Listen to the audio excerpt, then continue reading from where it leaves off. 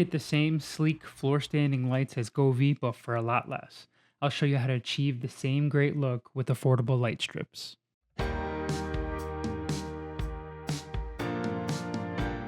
First up, I got some 3/4 inch outside trim I got from the hardware store. This diffuse channel trim will fit perfectly inside of it. Since these are 97 inches, I can cut them in half and then trim off about a 1/2 inch on either side just because the factory edge is not that great. Now here I'm using a miter saw, but you can easily cut this with just a manual saw or even a pull saw would work. The nice thing about this diffuser kit, it came with the adhesive, so I didn't have to buy that extra. So I just put these strips on about every 4 or 5 inches, and then I slapped on the diffuser. It was pretty straightforward.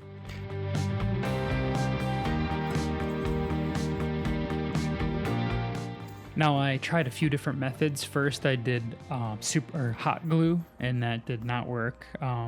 Then I tried some epoxy.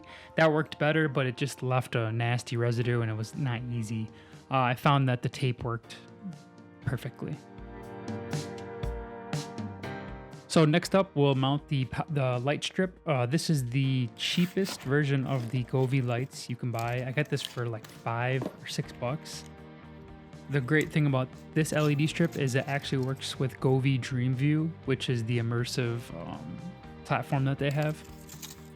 The one downside to this is the LED spacing is very far apart.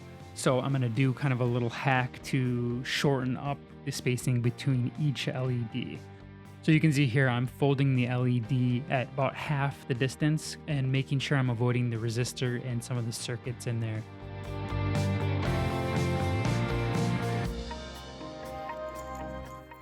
But if you do it like this with the half spacing, you should go all the way to the end, about 4 foot, and cut it right at 4 foot, and it should line up perfect. Next up for the base, I'm going to use a cheap PVC end cap. I think it's about 4 inches. One hole will be the mounting hole, and the other will be the cord for the electronics to go through. For the smaller mounting hole, I'm just doing right in the center of the PVC.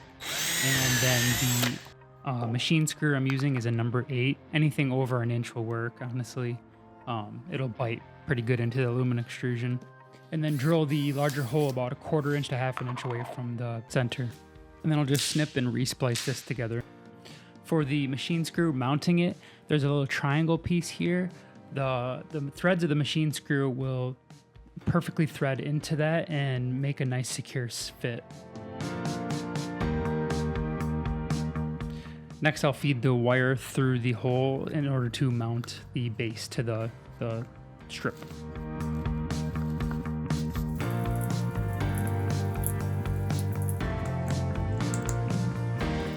Next, you'll need to reconnect the wires. I'm just using a utility knife, not the best method, but I've done this a lot. And then I just kind of pull off the plastic from the coating. It's pretty easy, and then just wire nut them on, and that's pretty much it. And we'll do some cable management towards the end here. Now I'm making a hole for the wire to escape out of, so the base sits flat. I'm just using some needle nose pliers, and I'm cleaning it up with the utility knife. There we go. It's not prettiest, but should be good. The wire's driving me crazy, so I don't know where I got these little cable clips, but I'm gonna put those on, and you could definitely use hot glue too, just to secure them down, and that should do just fine. And finally, the diffuser channels, they should snap right on. It's pretty self-explanatory.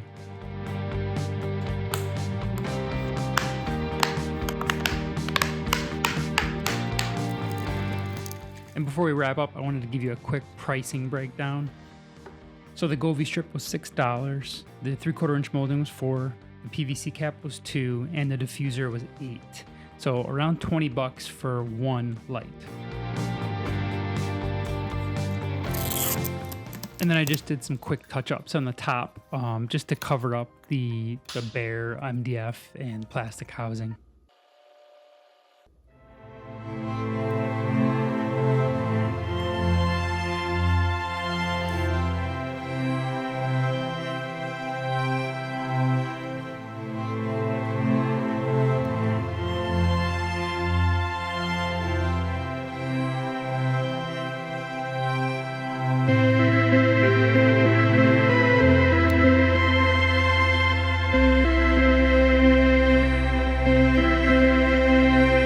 Again, thanks for watching and hope to see you in the next one.